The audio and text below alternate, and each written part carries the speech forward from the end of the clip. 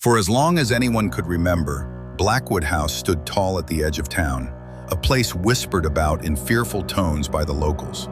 It was said that the house was alive, that its very walls could sense your presence and watch your every move. Most people dared not even approach it after sunset. For those who did, never came back the same. One stormy night, as lightning cracked across the sky, a young woman named Claire found herself standing before the ominous gates of Blackwood House. She had heard the stories, of course, but the allure of the forbidden was stronger than any cautionary tale.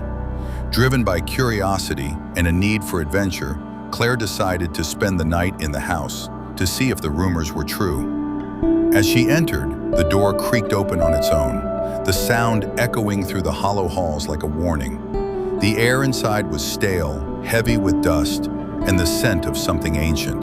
The walls were adorned with portraits of long-dead ancestors, their eyes following her as she made her way deeper into the house. Minutes passed, then hours, and Claire began to feel an unsettling presence lurking just beyond her vision.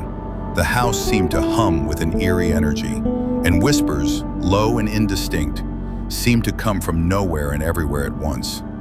At first, she thought it was just the wind, but the whispers grew clearer, forming words that sent a chill down her spine. Leave before it's too late.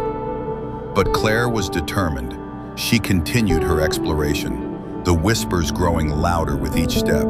The house was vast, its rooms interconnected like a labyrinth, and Claire soon found herself in a dimly lit corridor with a single door at the end.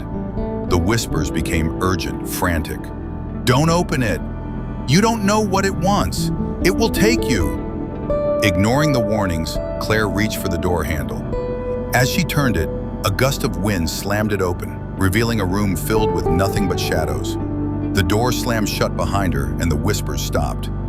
Suddenly, the shadows began to move, swirling around Claire, growing thicker and more suffocating. In the middle of the room stood a tall, shadowy figure, its face obscured by darkness, but its presence overwhelming. Claire's breath caught in her throat as she realized the truth.